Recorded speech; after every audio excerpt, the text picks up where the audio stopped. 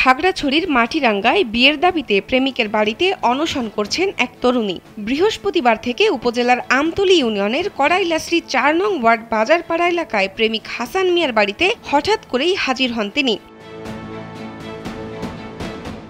জানা যায় হাসান মিয়া ওই গ্রামের আব্দুল হাকিমের ছেলে। ভুক্তভোগী তরুণী কুমিল্লার আলেখারচর এলাকার বাসিন্দা, কিন্তু প্রেমিকা বাড়িতে হাজির হয়েছেন জানার পরপরই উধাও হয়ে যান হাসান। পরে তার পরিবার থেকে জানানো হয় তিনি সৌদি আরবে চলে গেছেন। ভুক্তভোগী তরুণী জানান, হাসানের সাথে তার বেশ কিছুদিনের সম্পর্ক।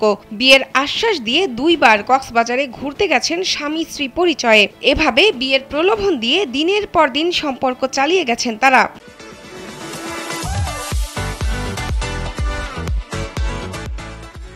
তাদের অন্তরঙ্গ ছবি ও কথোপকথনের অসংখ্য প্রমাণ রয়েছে তরুণীর কাছে। আমাকে বিয়ের প্রতিশ্রুতি দেখায়, আমাকে আপত্তিকর মেসেজ করে, SMS করে, আমার থেকে আপত্তিকর বিষয়গুলো চায় যে আমি ওকে আপত্তিকর জিনিসগুলো আমি ওকে দেখাই, বা ও আমার থেকে সবসময় এটা চেয়ে থাকে। তো ওকে যখন আমি জিজ্ঞেস করতাম যে তুমি এগুলো সবসময় আমার থেকে চাইতেছো, তুমি কি আমাকে বিয়ে করবা, বলে যে হ্যাঁ, নাইলে কি আমি তোমার থেকে না হয় আমি এগুলো চাইতাম না, এই জন্য আমি তোমাকে চাচ্ছি যে তোমাকে আমি বিয়ে করবো।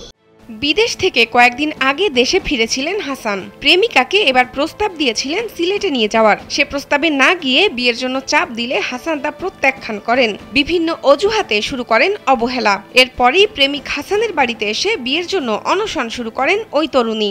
যে আমি এবার ঘুরতে যাবো না, তুমি আমাকে আবার বিয়ে করতে হবে। তখন থেকেও আমাকে ইগনোর করে, আমার সাথে আমাকে অ্যাভয়েড করে চলতেছে, কথা বলতে চাচ্ছে না। বাড়িতে আসছে এটা আমাকে বলে না, আমি আরেকজন থেকে শুনছি ও যে বাড়িতে আসছে।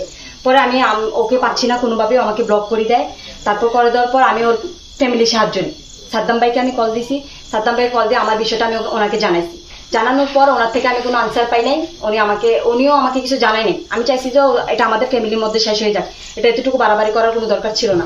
আমি বলছি আমাকে জানাবেন, আপনারা নেক্সট টাইম আমাকে কিছু জানাবেন। ওনারা আমাকে কিছু জানায় না, উনিও আমাকে ব্লক করে দেয়। হাসানের ছোট ভাই সাদ্দাম হোসেনের দাবি, ওই তরুণীর সাথে তার ভাইয়ের সম্পর্কের বিষয়টি তাদের অজানা।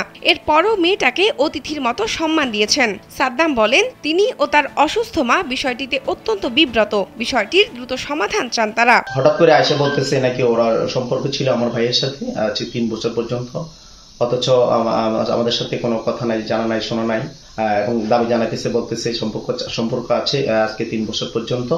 এখন আমি চাচ্ছি যে কিভাবে এখন এই সমস্যার সমাধান করার জন্য আমিও সহযোগিতা চাচ্ছি। এদিকে এ ঘটনায় থানায় এখন পর্যন্ত অভিযোগ দেয়নি কোনো পক্ষ। অভিযোগ পেলে পুলিশ আইনগত ব্যবস্থা নেবে বলে জানিয়েছেন মাটিরাঙ্গা থানার ওসি কমল কৃষ্ণ ধর। শাহনাজ পারভিন, কালবেলা।